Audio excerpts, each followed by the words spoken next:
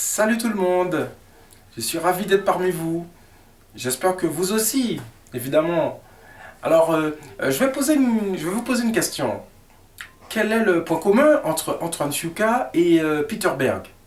Oui, c'est vrai, ce sont deux metteurs en scène. Mais ce sont deux metteurs en scène qui, quasiment chaque été, nous sortent leur gros blockbuster avec une grosse star à l'affiche. Pour le premier, donc Antoine Fuqua, c'est lui qui nous a donné avec The Replacement Killer, avec Chow Yun-fat, Un tueur possible, voilà, je cherchais le titre français, par exemple. Antoine Fuqua, c'est lui à qui on doit également l'élite de Brooklyn, avec Richard Gere, Don Cheadle, Wesley Snipes, ou encore Ethan Hawke.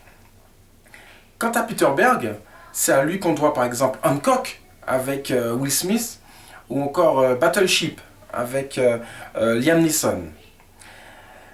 Eh bien, actuellement, ces deux metteurs en scène ont chacun un film à l'affiche.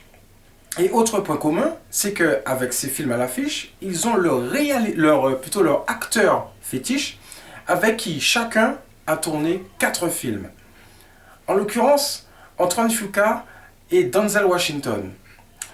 Leur meilleur film, on va dire Training Day, un polar surfait, mais qui a eu un énorme succès. Ensuite, les choses se sont gâtées, avec le premier Coaliseur, un véritable somnifère, et puis le honteux, mais véritablement honteux, remake des 7 mercenaires, avec également Ethan Hawke, le partenaire de Denzel Washington de Training Day.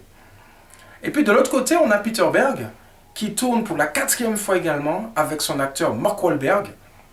Il nous avait déjà donné Du sang et des larmes, Deep Water, et puis Track à Boston.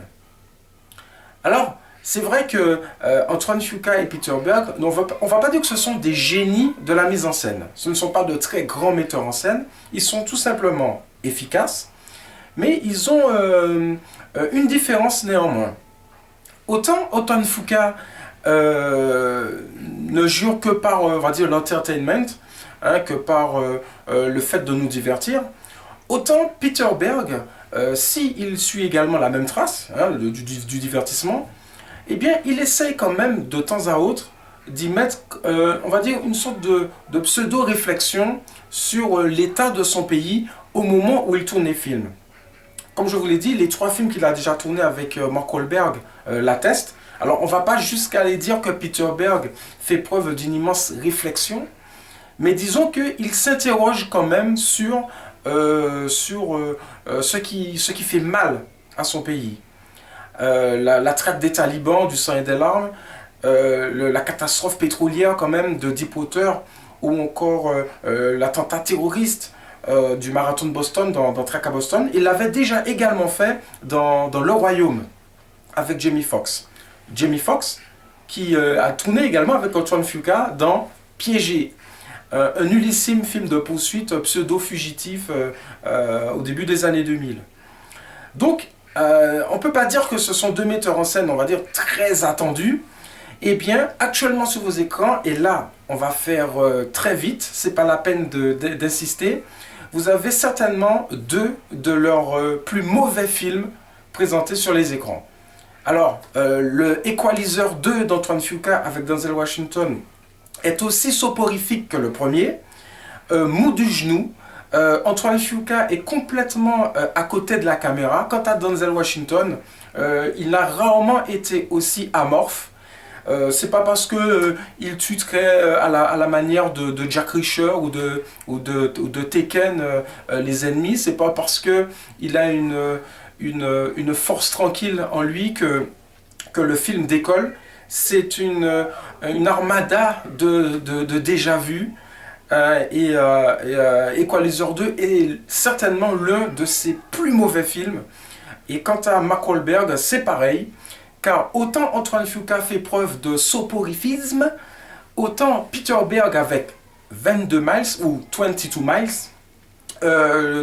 tourne comme s'il était épileptique. Et oui, car il faudrait peut-être que Peter Berg sache que des plans peuvent durer au-delà de 3 à 5 secondes, ce serait pas mal. Il devrait prendre peut-être des cours auprès de John McTiernan. Et son 22 miles est aussi ennuyeux qu'illisible. Et comme beaucoup de réalisateurs américains, eh bien, il ne sait pas du tout filmer des acteurs asiatiques qui pratiquent les arts martiaux. Mais oui, car dans 22 Miles, on a quand même Iko Uwais, qui est la star de The Raid et The Raid 2. Si vous avez vu ces deux films, vous savez de quoi je parle. Un artiste martial démentiel qui est complètement saboté dans 22 Miles, tout comme tous les personnages du film.